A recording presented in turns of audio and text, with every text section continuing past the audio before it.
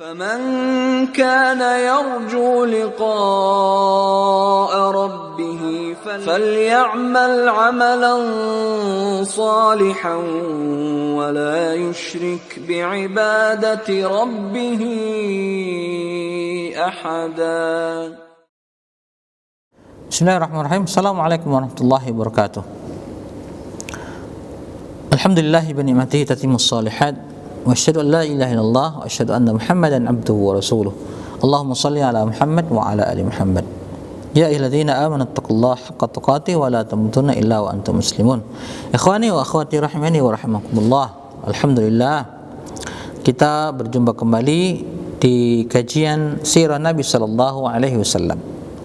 Pada pertemuan kali ini kita akan membahas tentang rujukan di dalam membahas sirah Nabi sallallahu alaihi wasallam. Referensi dalam membahas sirah Nabi sallallahu alaihi wasallam. Baik.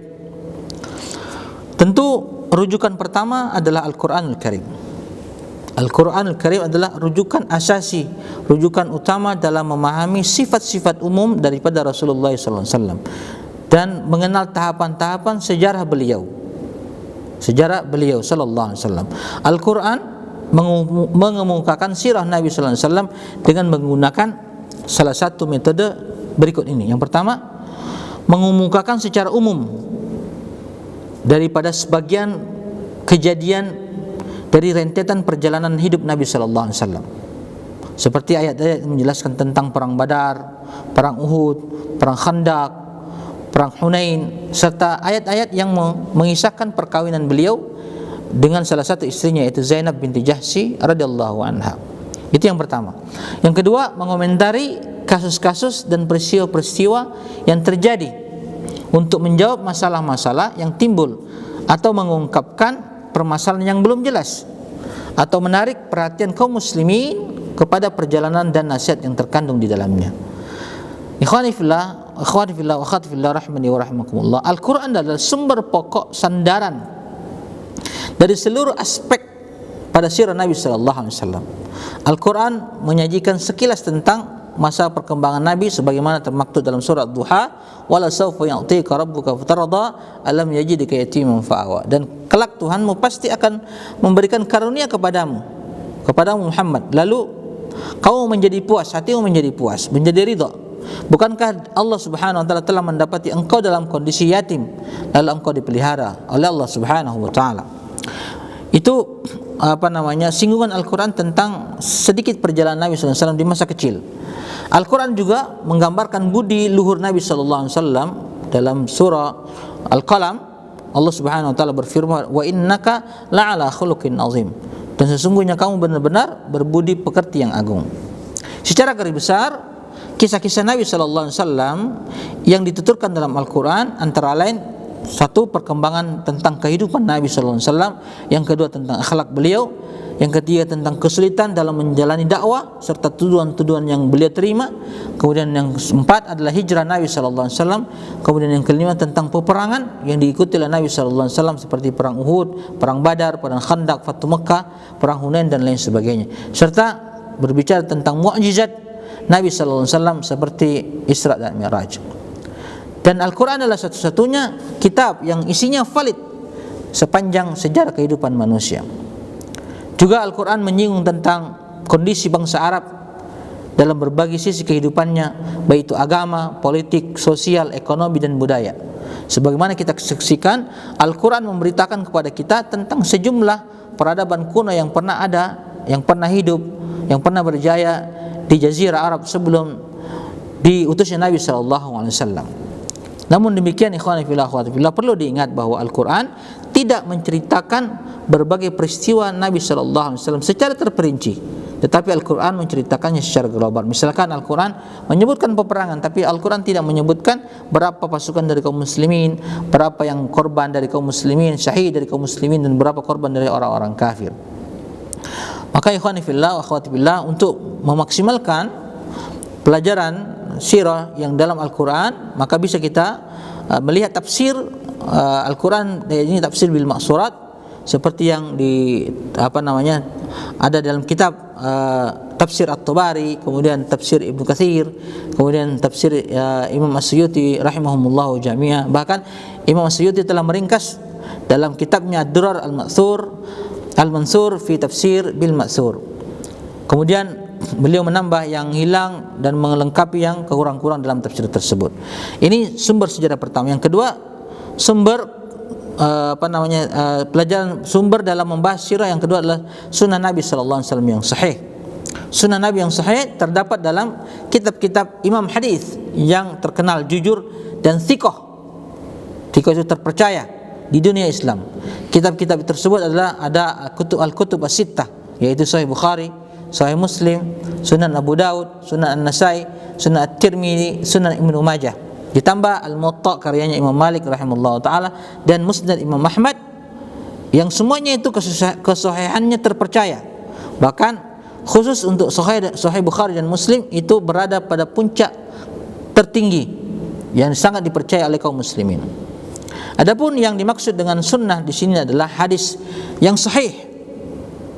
Salah satu contohnya dari sahabat Abu Qatadah anna rajulan sa'ala Nabi sallallahu alaihi wasallam an saumi yaumil itsnin wa qala dzaka yaumun wulidtu fihi wa yaumun yub'itsu au unzil alayya fihi.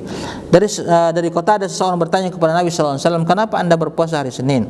Maka Rasulullah sallallahu alaihi wasallam menjawab, "Hari itu adalah hari aku dilahirkan, kemudian dan hari itu aku diutus menjadi rasul, dan hari itu juga diturunkan kepadaku kitab." Subhanallah. Kemudian ikhwani fillah, perhatian kitab-kitab hadis ini yaitu mengumpulkan perkataan Nabi, perbuatan Nabi, sifat Nabi, sikap Nabi, ketetapan beliau, kepribadian beliau, akhlak beliau, dan sifat-sifat fisik Nabi sallallahu alaihi wasallam, serta peperangan-peperangan yang dilakukan, ekspedisi militernya dan delegasi-delegasinya. Ini semua yang tercatat di dalam di dalam hadis-hadis Nabi sallallahu alaihi wasallam. Kemudian rujukan yang ketiga di dalam membahas sirah Nabi sallallahu alaihi wasallam tentu adalah syair Arab pada masa Rasulullah sallallahu alaihi wasallam. Karena sudah tidak diragukan lagi ikhwani fillah akhwati fillah bahwa orang-orang kafir musyrik itu menyerang Rasulullah sallallahu alaihi wasallam dan dakwanya melalui lisan dari penyair-penyair mereka. Itulah yang memaksa kaum muslimin menolak mereka melalui syair-syairnya. Nabi sallallahu alaihi wasallam punya penyair-penyair yang handal seperti Hasan bin Thabit, Abdullah bin Rawaha, Ka'ab bin Malik, Ka'ab bin Zuhair dan lainnya. Dan ini ikhwani fillah, syair-syair ini untuk menolak tuduhan-tuduhan kaum musyrikin termaktub, ditulis sampai sekarang ada. Subhanallah. Kemudian tentu sumber rujukan yang keempat adalah buku-buku sejarah. Karena seluruh perjalanan hidup Nabi sallallahu alaihi wasallam itu terekam oleh para sahabat. Kemudian para sahabat mengajarkan kepada muridnya tabi'in. Sehingga sebagian daripada mereka itu fokus untuk menyelidiki sejarah Nabi sallallahu alaihi wasallam secara detail dan terperinci. Setelah itu mereka itu menceritakan berita-berita itu kepada orang-orang setelahnya. Beginilah perjalanan sirah Nabi sallallahu alaihi wasallam sampai kepada kita. Seperti Abban bin Utsman rahimahullahu taala, Urwah bin Zubair bin Awam.